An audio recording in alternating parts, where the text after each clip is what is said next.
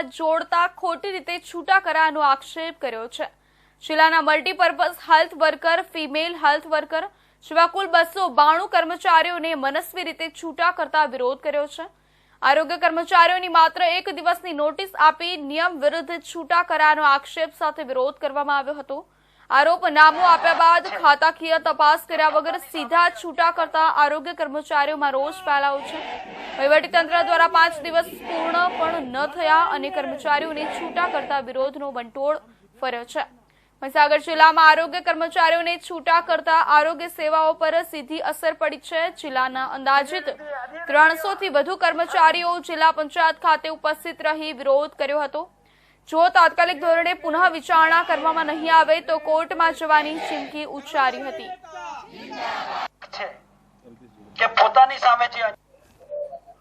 મહીસાગર જિલ્લામાં કેટલા આરોગ્ય કર્મચારીઓને છૂટા કરવામાં આવે છે, કયા કારણોસર છૂટા કરવામાં આવે છે? ગુજરાત રાજ્ય આરોગ્ય કર્મચારી મંડળના આદેશ અનુસાર મહીસાગર જિલ્લાના આરોગ્ય કર્મચારીઓ પણ ગાંધીનગર ખાતે અચોક્કસ મુદતની હડતાલમાં હતા। ત્યાંથી કર્મચારીઓ સામે એક્શન લેવાની સૂચના આપવામાં આવી। ત્યાર પછી અમારા જિલ્લા વહીવટી તંત્રએ અમને 20 તારીખે ડાયરેક્ટ સેવા તૂટનો આદેશ કરી દીધો। પછી 21 તારીખે તેઓએ અમને નોટિસ પાઠવી, 1 દિવસની મુદત, રવિવારના દિવસે 1 દિવસની મુદત આપી 20 તારીખ મારી અને અમને નોટિસ પાઠવવામાં આવી અને ત્યાર પછી અમને આરોપનામું આપવામાં આવ્યું 22 તારીખે અને 5 દિવસની મુદત આપવામાં આવી। 5 દિવસ પૂર્ણ નથી થયા એ પહેલા અમને ગઈકાલે અમારા 292 કર્મચારીઓને છૂટા કરી દેવામાં આવ્યા। ખરેખર આ જે અમને જાહેરનામું આપ્યું છે ત્યાર પછી કોઈ પણ કર્મચારીને 45 દિવસ સુધી એને મુદત આપવાની હોય, પણ અમારા જિલ્લા વહીવટી તંત્ર ખોટા નિર્ણયો લઈ કર્મચારીઓને ખોટી રીતે હેરાન પરેશાન કરવાની વૃત્તિ રાખી આજે છૂટા કરી દેવામાં આવ્યા છે।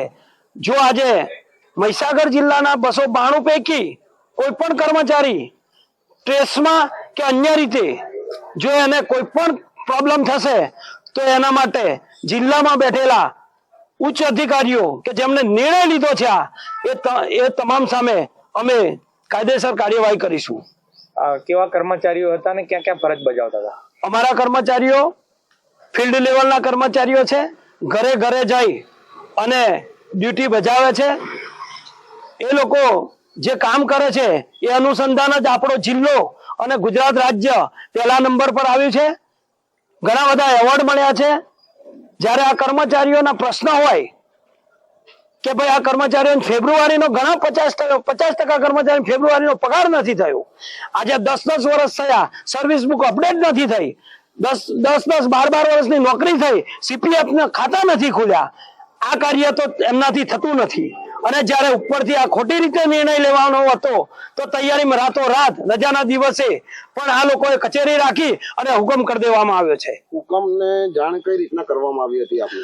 અમને કોઈને કોઈ જાણ કરવામાં નથી આવી, અમને પર્ટિક્યુલર કોઈ આદેશ કરવામાં નથી આવ્યો। મનસ્વી રીતે આદેશ કરી વોટ્સએપમાં ગ્રુપોમાં છોડી અને ડાયરેક્ટ બીજા દિવસે કોઈ પણ સમય આપવામાં નથી આવ્યો અને ખોટી રીતે આ લોકોને છૂટા કરેલા છે। આગળની રણનીતિ શું રહેશે?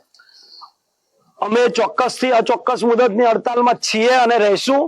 અમારી યોગ્ય અને વ્યાજબી માગણી છે અને આ માગણી આજની નથી, 2001 થી માંગતા આવ્યા છીએ। 2022 ની અંદર સરકારે કમિટી બનાવી, એ કમિટીએ અમને અહેવાલ ચૂક્યો કે તમે ટેકનિકલ કેડરમાં સમાવેશ કર્મચારીઓ ગણવા બાબતનો અહેવાલ આપ્યો। આજે એ જ સરકાર અમને એમ કહે છે કે તમે ટેકનિકલ નથી। ખાતાકીય પરીક્ષા જે વહીવટી કેડરની છે એ સીધી ઇન્ક્લુડ કરી દેવામાં આવી છે। અમે જે જોબ ચાર્ટ કરીએ છીએ એનો કોઈ જ પ્રશ્ન નથી અને ખોટી પરીક્ષા દાખલ કરી દેવામાં આવી છે। એટલે અમારી માગણી બિલકુલ વ્યાજબી છે અને આ માગણી જ્યાં સુધી સંતોષવામાં નહીં આવે ત્યાં સુધી અમારી હડતાલ ચાલુ રહેશે।